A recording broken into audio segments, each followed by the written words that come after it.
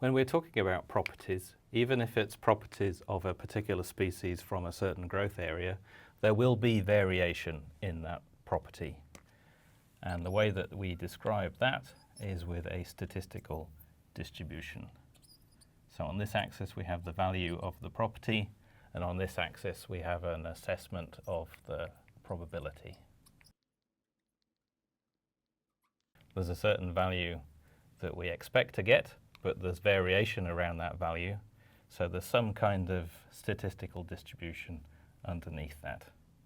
Commonly it's something like a normal distribution, which is a very common distribution to find in nature. But sometimes we might assume that it has a log normal distribution. That's the one that we commonly use for strength, for example. And if we get really good at grading, actually we might have a distribution that looks more like this, where we've sorted out some of the pieces with the low property. So if we're assuming a population, we would be using what's called a parametric method. But if we don't want to assume any particular distribution and we want to use a method that can cope with the fact that we don't have a normal distribution or log normal, we would use a so-called non-parametric method. And ranking is a simple non-parametric method that's commonly found in timber standards. So going back to the parametric assumption, we have the mean average. But that's not a terribly useful description of the level of the property because there is that variation around the mean. So we also need some measure of the spread. And one way that we can describe the amount of spread in a statistical distribution is the standard deviation.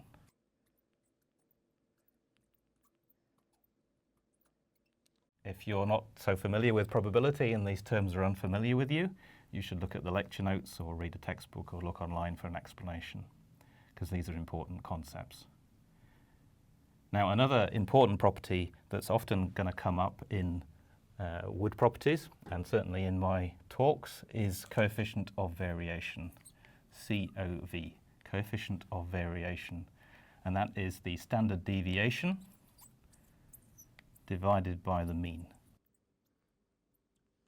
And that's a commonly used property because there are some general rules of thumb that work across different species. They tend to have similar coefficients of variation. So for example, whatever the species, the coefficient of variation for density tends to be about 10 to 15%. That's describing how much variation you would expect to see, whether it's a low density species or a high density species. And the other important thing is the characteristic value. So in a property like strength, it's the low end that we care about most. So it's not really the mean, it's not really the spread, it's the value down here.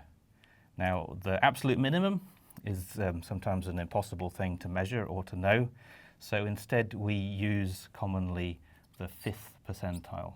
That's describing the point at which 5% of the pieces are below that value and 95% of the pieces are above.